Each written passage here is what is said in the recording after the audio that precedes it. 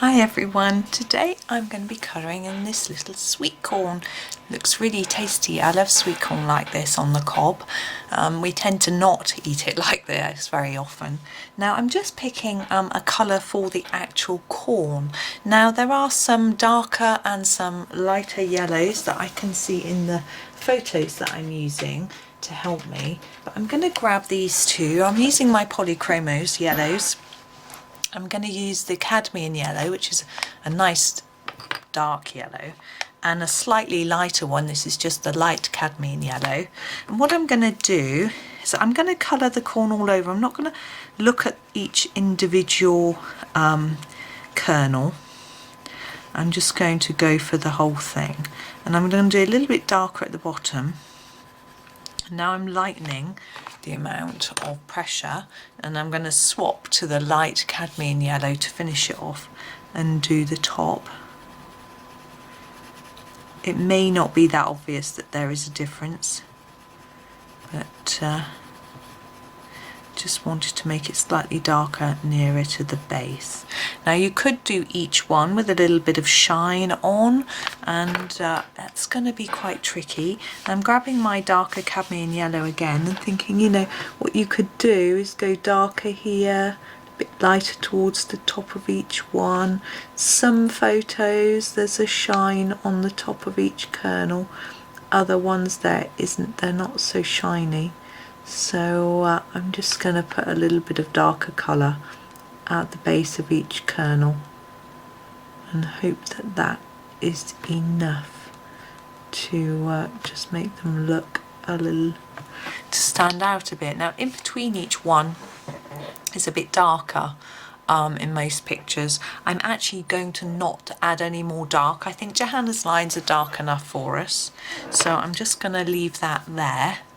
I'm still considering whether to put a little dot of shine on each kernel, but I don't think I will. I think it's going to spoil it if I do that and not look so natural. I think it would be too much. So I'm going to head for the greens now and do the this part. I don't know what you call this. The husk? I don't know.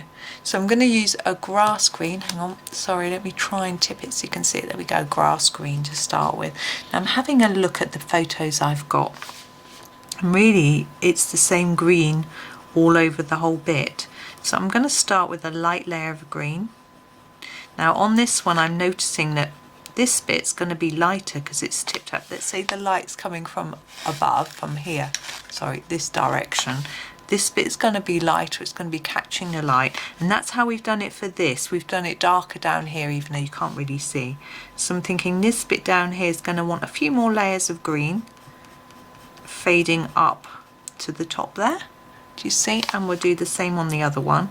So a few more layers of green down here, just colouring over and over a little bit more, and then up here less. And you could do it with different colours. You could do a darker shade of green here and a lighter here, but I find it's much quicker and easier to just use the same pencil over and over. It saves a lot of time fiddling around trying to find a different colour, trying to match. I'm going to do the same here, but under here there it is going to be quite dark, so I'm going to leave that for now, and I will grab a darker colour for under there because I think it's going to be significantly darker. But I am going to make it lighter as we go up here because I think it would be lighter here than down here. So just the same as with the other part of the leaf. And then I'm going to grab, I'm going to pick the permanent green to do a few darker bits. I'm just going to sharpen it. Sorry, it's holding my page down. The sharpener. There we go. So in between here, I'm going to go over Johanna's black line here. And then just extend that green out just a tad. And under here, quite a few layers, and then just blend it out a bit. So here, under here, quite a few layers of green, so you've got quite a shadow. Then just blend it out a little bit. I'm thinking there might be more on this edge because of the way the leaf's hanging. Same here, extend that down just a bit. I'll just extend out that bit. I'm thinking maybe there'll be a bit more down here, just to tie it in really. Now, where this corn is in here, I think there will be some shadow in there as well. I'm reluctant to use my dark sepia as it was too dark on this one, I felt, but I still want a darkish. I think I'm going to go for a slightly lighter brown colour, but not the not the darkest. So this is 176, which seems to me the perfect colour. It's going to roll away off the desk while I look it up in my booklet for you. 176 is, oh, it's my Van Dyck Brown. That's quite dark actually. I think it'll be okay. And I'm just going to go down here. I'm going to press lightly along this edge.